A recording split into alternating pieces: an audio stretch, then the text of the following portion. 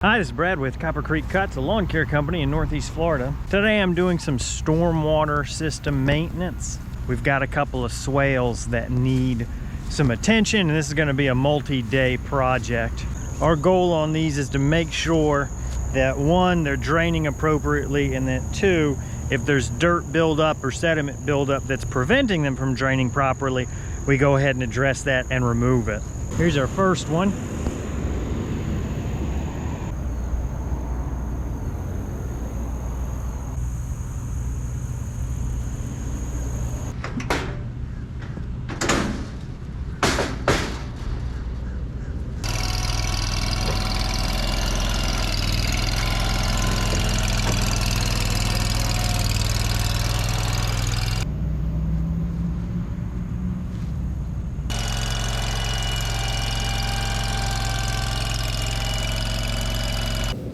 Yeah, so these tires, the reason you put 8 wheels on is so you have more traction and better slope rating. With the dual wheels on, you can tackle 30-degree slopes in any direction. With the single wheels, you can only do 20-degree slopes. Now, what I'm more concerned with is traction, because I'm going to be in some very wet areas. Probably should have done these at home, but I was kind of gambling on not necessarily having to do it. I was like, well, if I don't have to do it and I put them on, it's a waste of time. And you know, they only take like 5 minutes in real time to put on. So it's not really that big a deal to do it in the field. You just need to make sure you've got some dunnage, some, 4x4 blocks to drive up on or something. And I would say even a 6x6 would be better, because those these inner tires are pretty low PSI. I think they're at 6 and the outside ones are at 8. And this ground is very soft. So not only was the tire sinking into the 4x4 post, but the post was sinking into the ground. So when I put one of those tires on, I was actually having to, pull it past the grass because it was rubbing, because it was so low. So if you could have got up another inch, half inch, whatever a 6x6 is, instead of a 4x4, that would have been better. And then this is just a 1-inch breaker bar, or excuse me, a 1-inch socket. You can put it on a breaker bar. This is a snap-on. Actually, I found this in the middle of the road one time. I was crossing some railroad tracks and I said, that looks like a nice socket wrench. And so I pulled over real quick. Sure enough, I think somebody probably an employee. I don't think the person who owned it would have done this, but it was just sitting there in the middle of the road. It's scratched up from where it had fallen. So I did a local Facebook post and said, hey, if you lost a very expensive tool at this intersection, let me know. I left it up for 30 days. Nobody claimed it, so now it's mine. They've got a torque rating for this. I don't know what it is. It's just, I'm just bearing down on it. But if you don't get the torque rating right and it's too loose, these will spin off on you. I've had that happen before, because that's what holds them to the machine. All right, now we can start working. One thing that some people say when they see me mowing real wet stuff is nobody would really mow stuff that wet. You would just wait until it dried out. The kind of job this is, the kind of work this is with this stormwater management, that's not really a luxury. This is something that's pretty heavily regulated. So if there is an issue, if there is some kind of repair that needs to be made, you've got to do it now. And so if I would have said, well, I'm sorry, the grass is really wet, I'd have to string trim it all, and I don't want to do that. I don't have a machine that can do it until it dries out. They wouldn't have said, oh yeah, that's fine. They would have said, okay, hung up and found somebody else who could do the work, right? So that's why having a machine like this can help you get business that otherwise you'd have to pass up or lose, because you wouldn't want to string trim it all in waders, or you would have to wait for your zero turn or your tractor or whatever to be able to handle it. But the Ventrac with the 8 wheels, it just floats over this water and is able to do it. The only limiting factor that you'll see was how high I could raise the deck before the standing water started hitting the blades. That's really the only thing that prevented me from moving forward. I think the Ventrac has around 5 inches of ground clearance. The deck lifts higher than that, but when the Ventrac is tilted forward and down toward the bottom of the ditch, even if your deck is lifted up as high as it'll go, it's gonna lose some of that height. So that's why there's some sections you'll see that I ultimately won't be able to get, and I will have to string trim them, but having 90% of it done with the Ventrac cuts down on the labor, the time that I need, as well as just beating my body up over and over with this kind of work. So the title of this suggests that this kind of work is much more lucrative than simple mowing, and that's the truth. Unfortunately, I can't really talk about much more than that. I'm a subcontractor on this job, and much of what I've made and who I work for is kind of protected away behind contracts and disclaimer clauses that I've signed. So you'll just kind of have to take my word for it that the per hour rate for this type of work is just much, much higher than what you're going to get mowing for a residential customer. And again, part of that is because of the regulation that goes into this type of work. There are requirements on state and federal levels about the way stormwater management systems are maintained or need to be maintained or need to be repaired if they're faulty. And it's not something that the client can say no to. It's something that has to be done.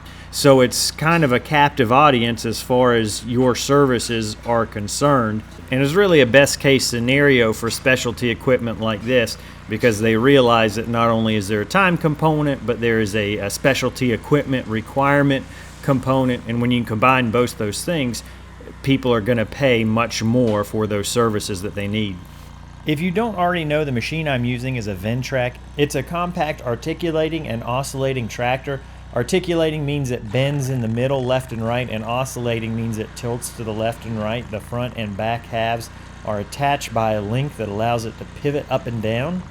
It makes it really good for slopes, for weird places like this where the ground is uneven. They make like 30-something attachments for this machine. Mayonnaise. No, avocado mayo. That's ugh. So what do we got? Jim Beam honey. That's always a good one. We got a jar of pickles, like a 5-gallon jar of pickles, no lie. Hey, there's still pickles in there. This is great, man. I was worried I was gonna have to go out for lunch, and here I see that I have it provided. More Jim Beam honey. Somebody had a good party. Oh, that one almost went up over the boot. Don't step right there.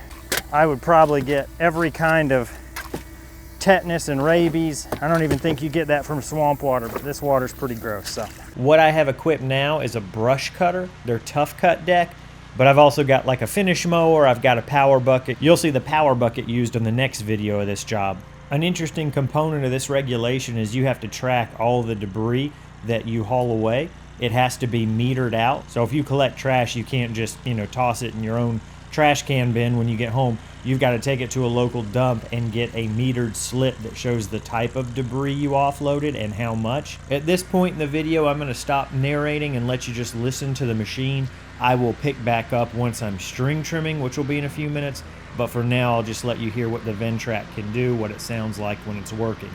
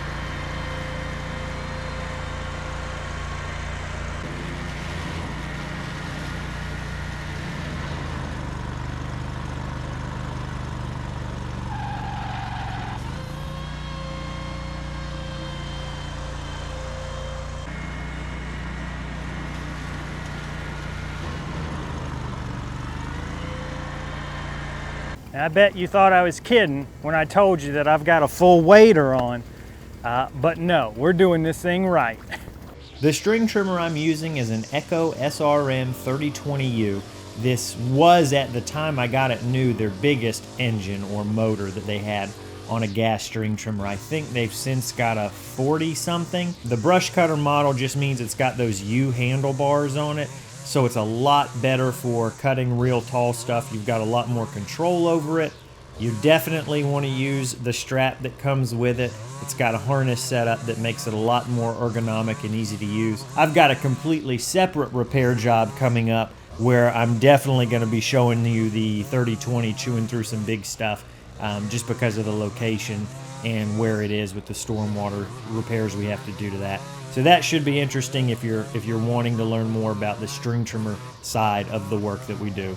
Also, if you've never gone duck hunting and you have no clue what I'm wearing, they are called waders.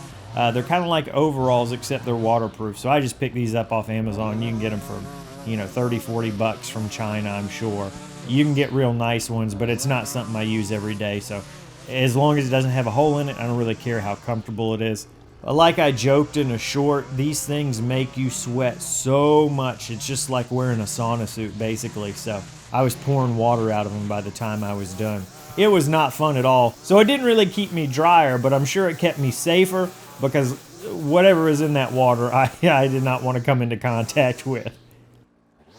All right, now let's pick up some trash. There's a rat right here. This is one of the things I do hate about my job, is messing up animals. It is never fun. Poor little guy right there. Hopefully he's okay. He doesn't look like he's cut anywhere, but I honestly don't know. I got scared. I thought I saw his tail floating in the water, but it was just a stick. It's like, oh God, I did kill him.